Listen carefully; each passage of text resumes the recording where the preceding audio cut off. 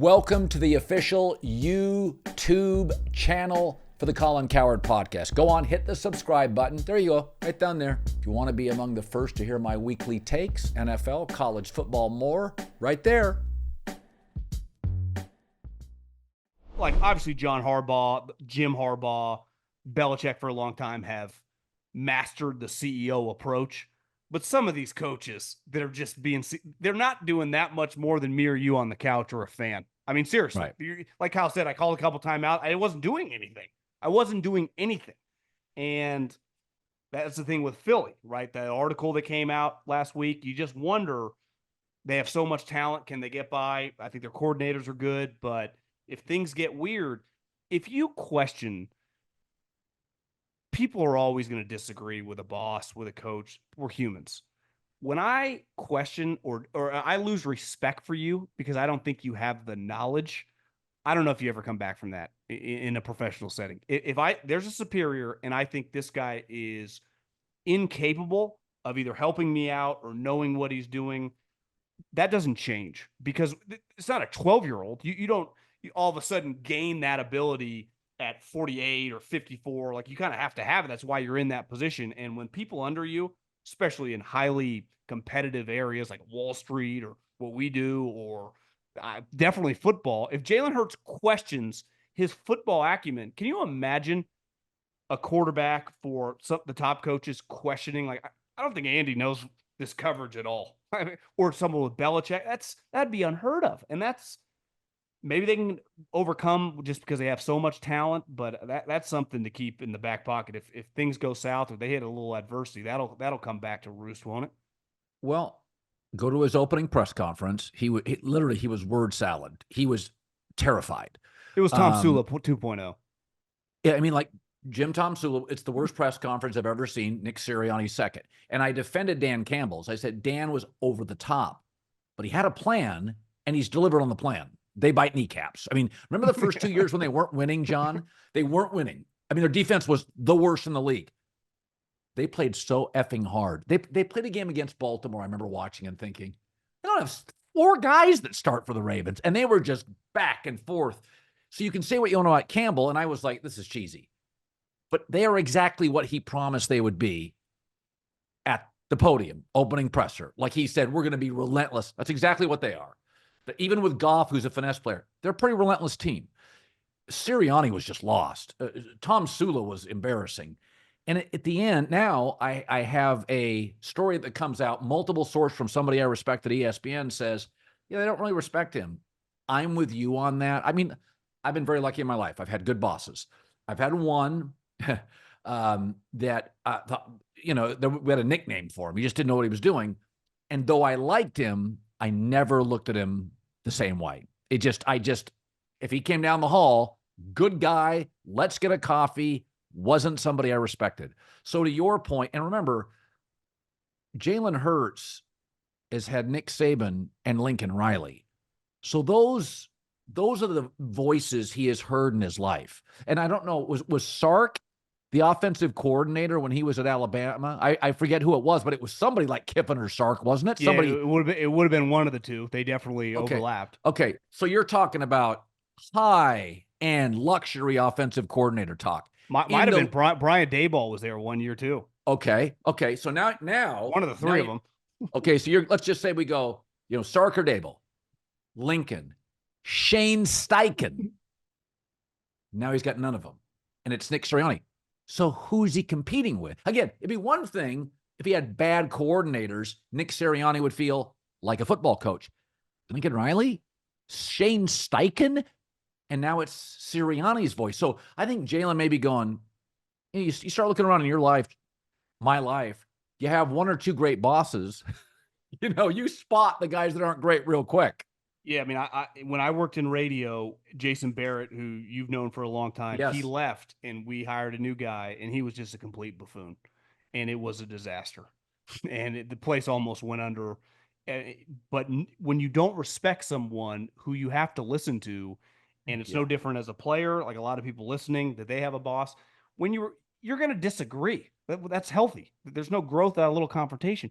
But when I think you know nothing, or at the level in which I'm accustomed to, it's hard to function. So when that part of that article that he called Wink Martindale, I think a lot of, and my first thought was like, God, he's kind of a go-getter. And then you start thinking about it, I think he just lost. He's like, who do I even talk to? Right? I just need to talk to someone who might give me some decent advice here, of some schematic help. Right. And that's what I wonder with Sirianni. And listen, the Eagles do a couple things really well. One, they just acquire good players. And two, their owner will spend a lot. Their two coordinators are making combined, I've heard, a lot of money. I mean, Vic Fangio might be the highest paid defensive coordinator in the league, and Kellen Moore's number is closer to $5 million than it is one. So they're paying their two coordinators a lot of coin. But those guys, they're going to run it, right? Sirianni, even in that article, is like, get away from Kellen and the quarterbacks. Well, he's an offensive guy. I mean, how many offensive coaches? That's why I have so much respect for LaFleur. What he did with Rodgers was impressive, but it was easy to go, well, Rodgers is a great player. What he did with Jordan Love makes you like, you're going to get contract extensions for a long time, right? McVay's worked with several quarterbacks. Kyle's worked with a ton of quarterbacks. Andy could coach any quarterback. I'm watching this guy. I thought he's an offensive guy, but the quarterback doesn't even like him. And by all accounts, he can be, clearly Jalen's a little weird, a little quirky, but he's clearly like a good guy and wants to play and like is an all about football guy. And he thinks your weakness is, I would say, the most important thing for a coach, schematics in the NFL, where college recruiting, the Jimmies and the Joes, scheme matters. But if I have the more talent, like I'm just going to boat race 90% of the teams I'm going to play.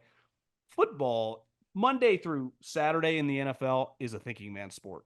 It's about trying to outthink, outplay, out-chess maneuver you. It's why Urban Meyer, who's used to recruiting and everything, it wasn't his thing. Jim Harbaugh would be the first to tell you, like, I'm very dependent on I can do the leadership, I can do the toughness, but scheme's not his thing.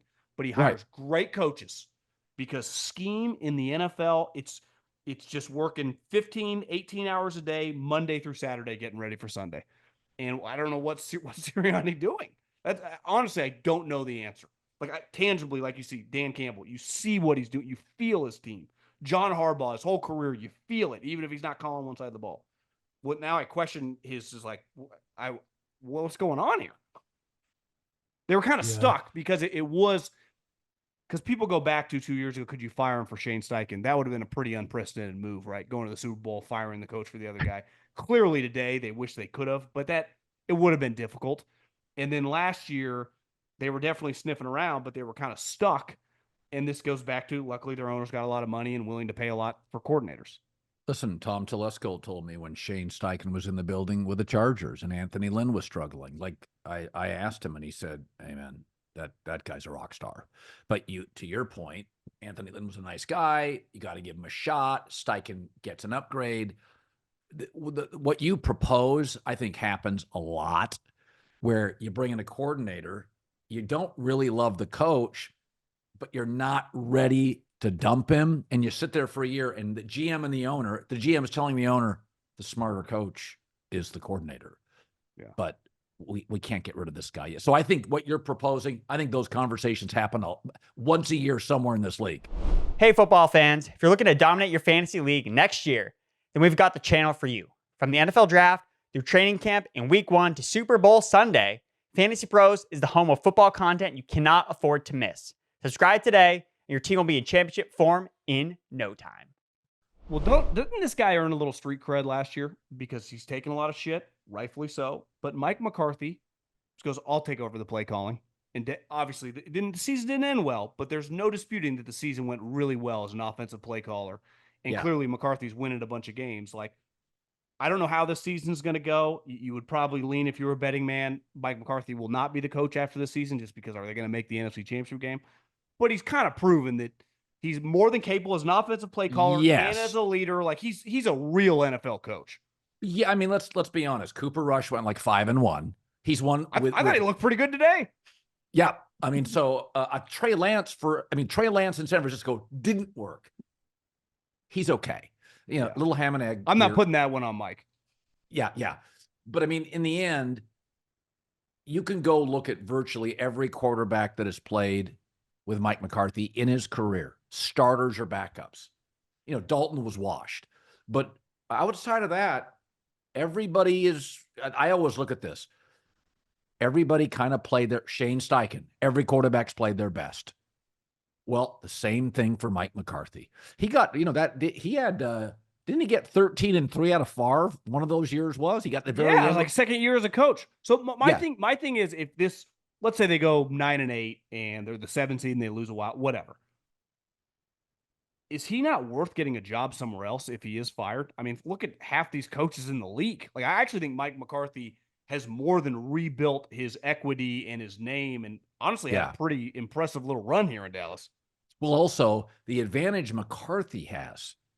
Let's say he wins 10 to 11. It's certainly feasible. I think they're a 10-win team, not a 12-win team. He walks out of there. He can say in closed doors, Jesus, it's a shit show with the owner, and Dak is what he is. And I'm winning 12 games. Okay, you may not be the coach on the market. You're one of 7. And again, McCarthy's classic, and you see this all the time, where somebody's successful, has a ring. It can be in anything. But I mean, Frank Vogel has a ring. Now it is what he took an Indiana team with Roy Hibbert, who I love, by the way, personally. That team didn't have any offense. It was Paul George, Roy Hibbert, and guys. George Hill, I think, played on that team. And they gave the Heatles every year problems. Those series were, LeBron struggled, put Hibbert by the 10. Frank Vogel goes to Los Angeles. I just saw Frank at dinner the other night in town. Frank Vogel's won a lot of basketball games in this league, but it's the NBA. They all get fired if they're not called Steve Kerr, Eric Spoelstra, or Greg Popovich. So I think McCarthy's one of those guys where he can coach. There's certain things he does very, very well. He comes across, a little bit like, he looks outdated. He talks like he's outdated. I mean, he does. But to his credit, he is on the right side of the ball, and he wins about 11 games a year in his career. So say what you want. He can call plays and work with a quarterback, and he can lead. I think he's bringing a lot to the table. So do I. Again, he may not be the, like Harbaugh this year was the top choice. He'll probably never be the top choice, but if he's my number 3 pitcher, you can do worse than Mike McCarthy. Well, if you flip-flop coaches, if I told you Sirianni was the head coach of the Cowboys and McCarthy was the head coach of the Eagles, every single human alive would pick the Eagles to win the division, and no one alive would pick the Cowboys to make the playoffs. Great point. That's a great point, and we'll end it there.